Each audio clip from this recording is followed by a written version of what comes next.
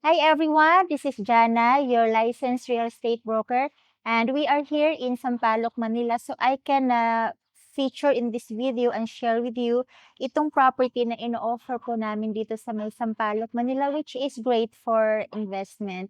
So in this area, we're offering this 10-door apartment. Ito po yung kabuuan na to para po sa inyo, which is ideal for business. So, maganda po ito papaupahan. And what's good is in this property is this is clean title and rectangular shape lang siya, diretso lang po siya along the road.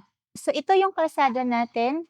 Hindi ito primary road, guys. Medyo masikip yung kalsada, pero makakadaan naman yung dalawang kotse, okay? So, ito yung property natin.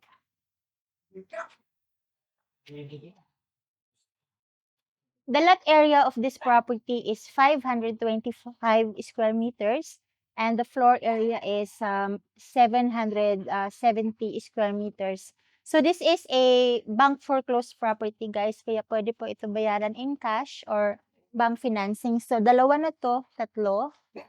Guys, yung kanyang baba ay semento, pero sa taas niya ang flooring po niya is kahoy. So these are 10 apartment buildings. Napasok ko na yung isang unit dito sa loob. I checked the unit. Livable pa po siya. Clean title po ito. Okay? And ang status po nito sa bank is unoccupied or vacant. Kaya wala po tayong problema. Pag titingnan nyo po ito, just give me a few days advance notice kasi kailangan ko pong mag-submit ng request form para po mapasok po ninyo yung unit. And if you have questions, please feel free to comment para masagot ko po. Especially sa mga wala pang experience bumili ng foreclosed property because this is bank foreclosed, right? So, please call me in my phone number po para makapag-usap tayo papaano. Kasi iba yung process ng foreclosed compared sa bumili tayo from a private owner or from a developer. Kaya kung bibilhin nyo po ito, I can help you also na maghanap ng tenant dito. I believe within, just give me 2 months, mapaupahan ko na po ito lahat. Madali naman pong paupahan. Maraming naghahanap kasi ng paupahan dito sa Sampaloc Dahil nga po ito ay malapit sa University Belt at maliban pa po doon ay napakarami pong business sa paligid nito. In fact, sa likod po nito, ay ano na ito, ang likod na kalsada nito ay marami na pong commercial diyan kasi main road yung nasa likod So I'm gonna show yung mga bahay sa tabi niya ha. Oh, yung mga bahay sa tabi, yan po.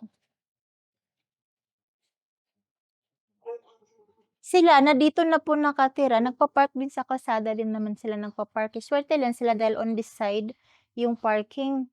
So, itong building na 'to wala daw nakatira dito o puwedeng mag-parking sa tapat nito, sa mauna lang. At saka yung ibang bahay dito na walang sasakyan siguro, kausapin niyo na lang po siguro yung may-ari para maka-parking po kayo. Puwede kayong makiusap dito, kasi paunahan dito or sa ibang street, makapaghanap ng parking. And tulad ko na may sariling aso, hindi kayo magwo-worry guys, kasi naka-fence na siya, may bakod na po siya. So, hindi na makakalabas yung aso dito guys. Perfect yan para sa akin. Dati naghanap ako talaga ng mauupahan dito sa Sampaloc, Manila na pwede yung aso. Mahirap maghanap because what we need is yung sariling, ikaw lang mag-isa ba, tulad nito apartment na may ganito na, para hindi makalabas yung aso. Perfect. Pero lalagyan pa yata 'to ng ng screen para talagang hindi malaki yung butas. But at least may fence na siya. So, yun lamang po guys sa aking description or first comment nitong video, I'll put my phone number so you can call me